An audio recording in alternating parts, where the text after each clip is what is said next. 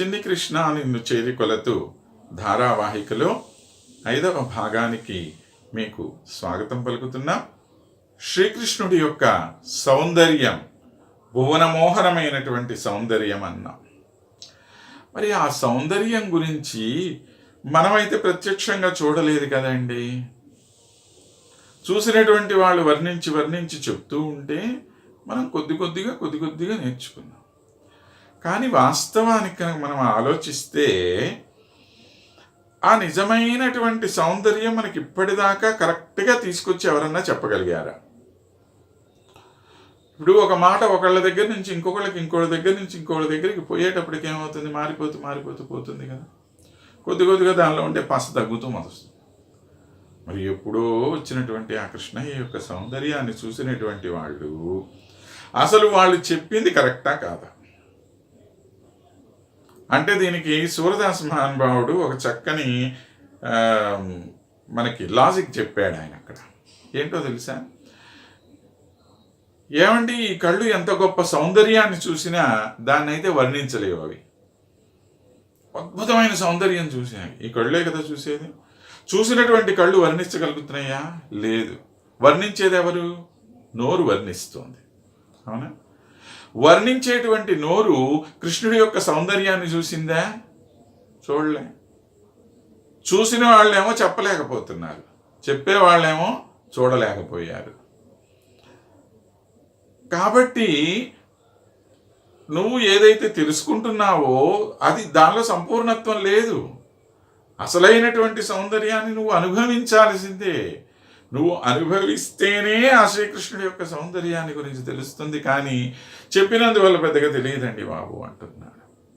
ఇప్పుడు శరీరంలో ఒక్కొక్క భాగం ఒక్కొక్క పని చేస్తున్నాయి, కానీ అన్నీ ఒకే పని చేయట్లా. చూసినటువంటి కన్ను చెప్పలేకపోయినప్పుడు ఆ నిజంగా అది పొందినటువంటి అనుభవం దానికి తెలుస్తుందా? తెలియట్లేదు. కాబట్టి ఇప్పుడు మనం శ్రీకృష్ణుడి యొక్క సౌందర్యాన్ని గురించి ఎవరెవరో ఏదేదో చెప్తున్నారు, కానీ కొద్దిగా తెలుసుకుంటున్నాం. కానీ నిజమైనటువంటి ఆనందం మనకి ఎప్పుడు లభిస్తుంది అంటే ఎప్పుడు నువ్వు దాన్ని అనుభవిస్తావో. ఇదిగో మా కన్నయ్య ఇలా ఉంటాడు నీవు ఊహించుకో కృష్ణయ్య యొక్క సౌందర్య రూపాన్ని. మనకి ఆధారమైనటువంటి ఒక రూపం ఏదన్నా ఉంటే తీసుకో, కానీ మనస్సులో ఎప్పుడైతే ఆయన నిండుతాడో అప్పుడు నిజమైనటువంటి ఆస్వాదన మనకి కలుగుతుంది.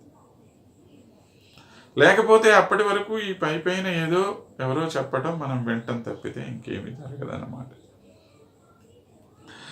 కనుక అలాంటి శ్రీకృష్ణుడి యొక్క గొప్ప సౌందర్యాన్ని చూపించేటువంటి కనుల్ని మాకు సరైనటువంటి మార్గనిర్దేశనం మీరు చెయ్యండి అని చెప్పి శంకర భగవత్పాదులు వారు ప్రార్థన చేస్తారు. హే జగన్నాథ స్వామి నయనపథగామి భవతు మే అంటాడు ఆయన. అయ్యా, నాకు నా కన్నులకి ఒక మార్గనిర్దేశనం చెయ్యి. ఎలా నిన్ను చూడాలో వాటికి నువ్వు చెప్పు. మాకు తెలియట్లా ఎట్లా నిన్ను చూడాలో. అంత గొప్ప శంకరాచార్యుల వారికి అర్థం కాలేదు, మనకు ఎలా అర్థం అవుతుంది? కాబట్టి అర్థం చేసుకునేటువంటి ప్రయత్నం చేస్తూ మనం ముందుకు వెడితే ఆ కృష్ణ సౌందర్యంలో మనం మునిగిపోతాం. లోచన చారు చపల ఖంజన మనరంజన హృదయ హమారే.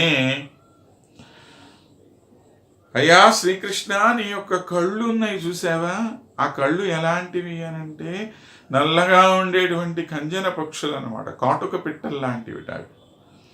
అలాంటి కాటుక పిట్టల వంటి కన్నులు కలిగినటువంటి వాడు.